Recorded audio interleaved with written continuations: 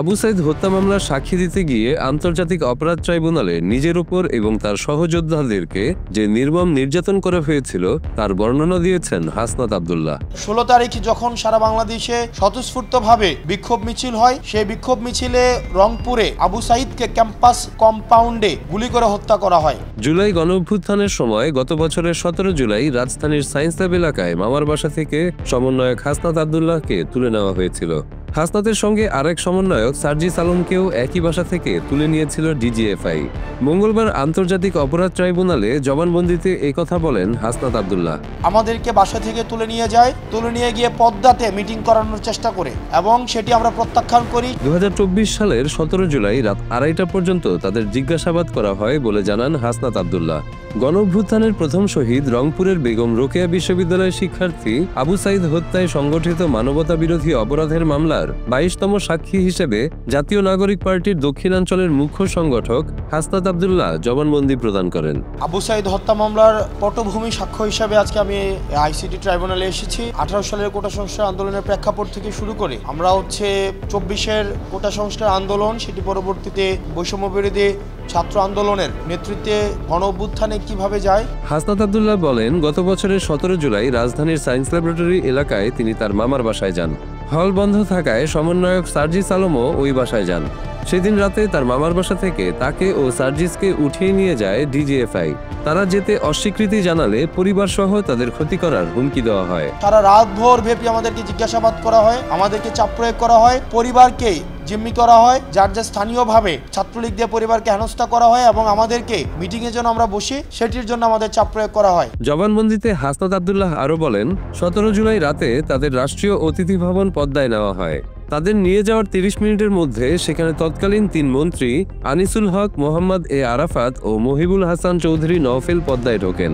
তখনকার 3 জন মন্ত্রী আমাদের সামনে দিয়ে পদ্মাতে প্রবেশ করে 1 ঘন্টা যাবত আমাদেরকে বোঝানোর চেষ্টা করে তখনকার সময় ডিজিএফআই যেন কেন আমাদের মিটিং করা উচিত, কিন্তু আমরা এই মন্ত্রীদের সাথে আমরা মিটিং প্রত্যাখ্যান করি। ডিজিএফআই এর সদস্যরা 3 মন্ত্রীর সঙ্গে তাদের সভা করতে চাপ দেন।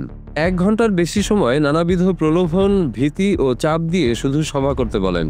অন্য সমন্বয়ক নাহিদ ইসলাম ও আসিফ মাহমুদের সঙ্গে কথা না বলে তারা কোনো ধরনের বৈঠক করতে অস্বীকৃতি জানান। ডিজিএফআই পিরাপিরি আর ভয়ভীতি দেখিয়েও তাদের বৈঠকে বসাতে ব্যর্থ হন। পরে 3 মন্ত্রী রাষ্ট্রীয় ভবন পদ্মা থেকে বের হয়ে যান। মন্ত্রীদের সাথে আমরা মিটিং প্রত্যাখ্যান করি।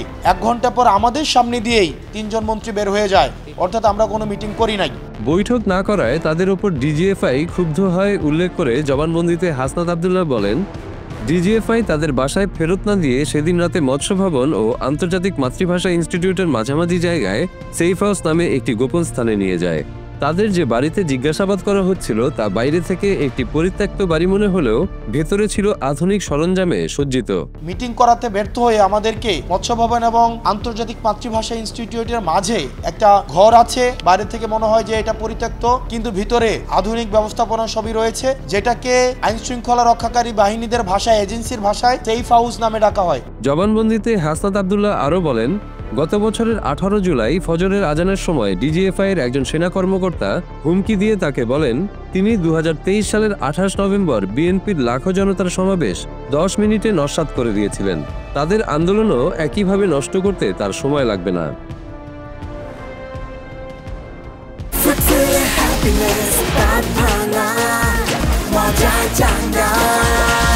হাসনাত আব্দুল্লাহ ট্রাইব্যুনালকে আরও জানান, ইন্টারনেট বন্ধ থাকায় তারা অন্য সমন্বয়কদের সঙ্গে যোগাযোগ করতে পারছিলেন না। ডিজিএফআই এর সদস্যরা তাদের মুঠোফোন ব্যবহার করে সমন্বয়কদের সঙ্গে যোগাযোগ করে অন্যদের অবস্থান নির্ণয়ের চেষ্টা করেন। এক পর্যায়ে তারা হাসনাতের ফোন দিয়ে সমন্বয়ক হাসিবের সঙ্গে যোগাযোগ করতে সক্ষম হন। মুঠোফোনে তিনি হাসিবের অবস্থান জানতে চান।